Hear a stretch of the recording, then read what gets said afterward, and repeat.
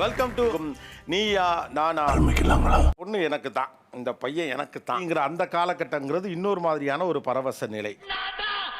என்னதான் நீங்க புதுமண தம்பதிகளா இருக்கலாம்ப்பா, அதுக்காண்டி இதெல்லாம் போட்டு ரொம்ப கிரிஞ்சா இருக்கு, எரிச்சலா இருக்கு. என்ன ஒன்றும் பயப்படாதீங்க, கிரிஞ்சி வரவும் முடியாது. என்கேஜ்மெண்ட் ஆன உடனே பாவா வாடா போடலந்து பாவா ஆயிடுச்சு.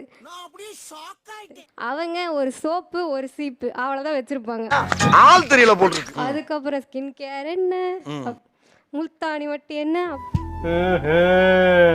3 பேருமே ஃப்ரெண்ட்ஸ். அவளுக்கும் அந்த ஆக்வர்ட் ஃபீல் வரக்கூடாதுங்கிறதுக்காக எல்லாருமே வாடா போடா பேர் சொல்லி தீபக் அந்த மாதிரி தான் கூப்பிட்டு இருப்போம். என்ன மனுஷன் அந்த கல்யாணம் இது வரும்போது என் புருஷன் என் பாவா அப்படிங்கிற ஃபீல் அது ஆட்டோமேட்டிக்கா வந்துருது. அதானே உலக வழக்கம். கல்யாணம் பண்ணி 1 வருஷம் ஆகுது. அவர் வீட்டுக்கு வந்தோடனே பக்கத்துல உட்காந்துட்டு கொஞ்சிக்கிட்டே கிடப்பாங்க சார். டிவியை பார்க்கவே விட மாட்டாங்க.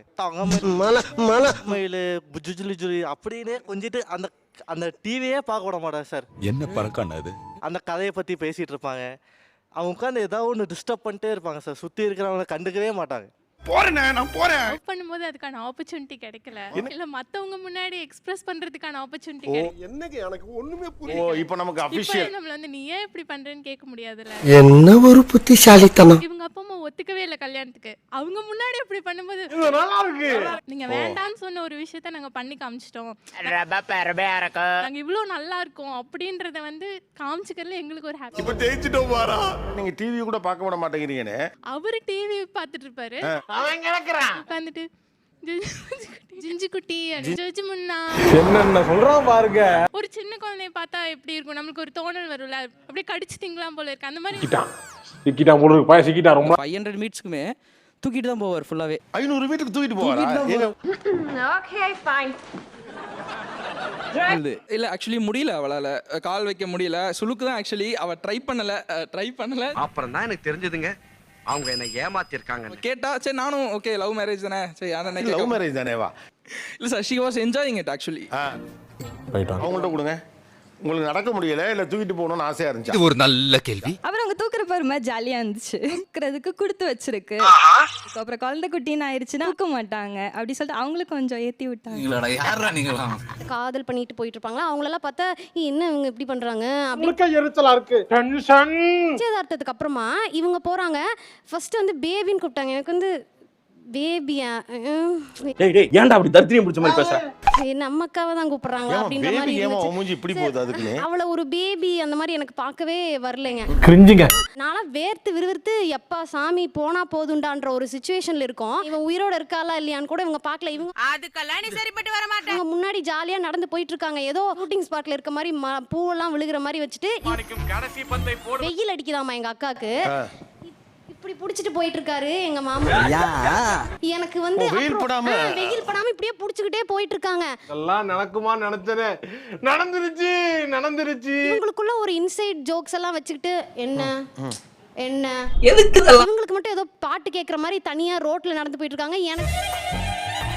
எனக்கு வெளிய இருந்து பாக்குறதுக்கு இது என்ன பண்றாங்க இவங்க, அதுதானப்பா எனக்கும் புரியல. இது வரைக்கும் பொறுத்துக்கிட்டா சரி போதும் எப்பா சாமி அப்படின்ட்டு சரி பொட்டாட்டம் நம்மளும் எதுவும் சொல்லாம வந்துக்கலாம் அப்படின்னு படுத்துற நிமிஷம்னால தாங்க முடியலையே. ஒரு டீ கடைக்கு போனோம். அங்க ஒரு பாட்டு போட்டாங்க, இந்த யாரடி நீ மோகினில நீ சிரிக்கலாம் நீ பறக்கலாம் அமைதியா இருக்கலாம் இல்லைங்க. மோகன் முத எனக்கு இந்த பாட்டு தான் வந்து டெடிகேட் பண்ணா, எங்களுக்காக தான் இந்த பாட்டு அப்படின்ட்டான். இதனால எனக்கு என்ன மனவேதனை, நான் இனி அந்த பாட்டு கேட்கறப்பெல்லாம் விஷுவலா எனக்கு இவங்க 2 பேரும் வர்றாங்க. எனக்கு கொடுமை சரவணன் ரொம்ப பாதிக்கப்பட்டிருக்குங்க உங்க தங்கச்சி. இல்ல ரொம்ப நாளா சிங்கிளா இருக்கனால இவ்வளவு பாதிக்கப்பட்டிருக்கான்னு நினைக்கிறேன். ராஜதந்திரங்கள் அனைத்தும் வீணாகி விட்டதே. இந்த துபாயில இருந்து வந்தேன். துபாயில வெயில ஃபேஸ் பண்ணாலும் இங்க வெயில தாங்க மாட்டீங்க. இது டூ மச்.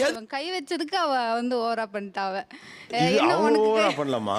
இது நம்ம லிஸ்ட்லயே இல்லையே. இல்ல எனக்கு ஒரு ஆள் இருக்கு பிடிக்கிறதுக்கு, அவளுக்கு என்ன வயிற்றுச்சல் நான் கேக்குறேன். நீ கேட்ட ஒவ்வொரு கேள்வி என்ன செருப்பால் அடிச்ச மாதிரி இருக்குடா. வயித்தெரிச்சலா இல்ல எரிச்சலா இருக்கா?